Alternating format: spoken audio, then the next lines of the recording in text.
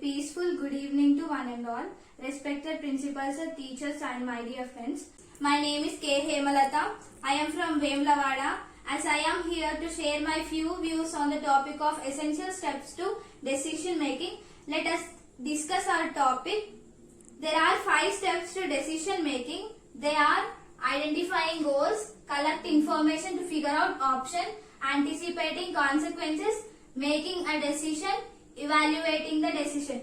Actually, why we need these steps means no day in our life passes without decision making. Every situation in our life requires making choices to solve problems, for which decision making is essential. Here are the 5 steps that regulate the process of our decision making. First, step 1, identifying goals. Step 1 states that keeping an eye on the goal is the most effective decision making strategy.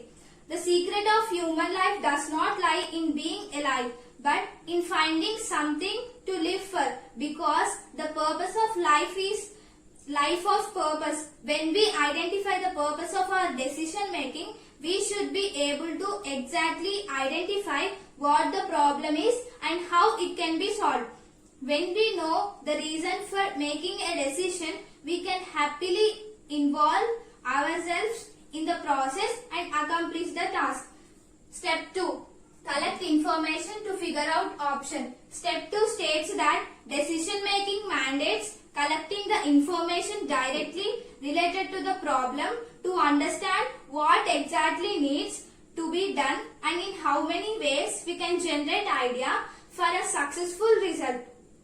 Seeking the help of professional experts and those who are experienced to create a variety of solutions should help us when we are reflecting on all the options for a final decision. So, gathering a good amount of all the possible resources leads to the best decision making. Step 3. Anticipating consequences. Step 3 states that life in reality tells us that each of our actions have consequences. If we do something, we must be ready to deal with the outcome. We all make choices, but in the end, the choices we exercise make us. So, it is better to presume the pros and cons of the results likely to occur out of a decision making. As such, it is essential to have a firm view of the possible consequences of our decision making in our mind. One must trust one's instinct. Step 4. Making a decision. Step 4 states that the course of decision making springs from identifying the right goal, processing the vital information, perceiving possible consequences and results in the time given to decide the best option as our final decision. While executing the step of choosing the final option, if we feel anxious, we must believe in our instinct. At this juncture, we may feel indecisive about whether to execute our decision at the time or wait for a better time in the future. To answer this dilemma, we need to look at the final decision option again and weigh its effectiveness. Step 5. Evaluating the decision. Step 5 states that this is an extremely important step. Once we have executed our decision, it is always better to ensure whether it works as effectively as we had presumed. It is fundamentally important to evaluate a decision because it requires one to obtain new information and make the necessary changes before executing it. Why all this at this stage? It is important because our final choice might have given way to unknown, lunatic, unfilled space or interval.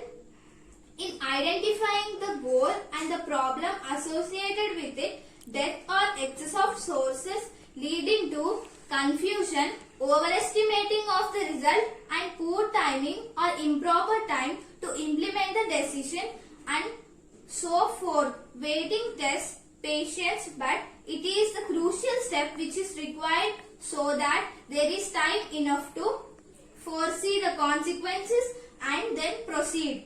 Experience tells us that we can't make decisions based on fear and the likelihood of what might occur. Once we make a decision, everything works around it.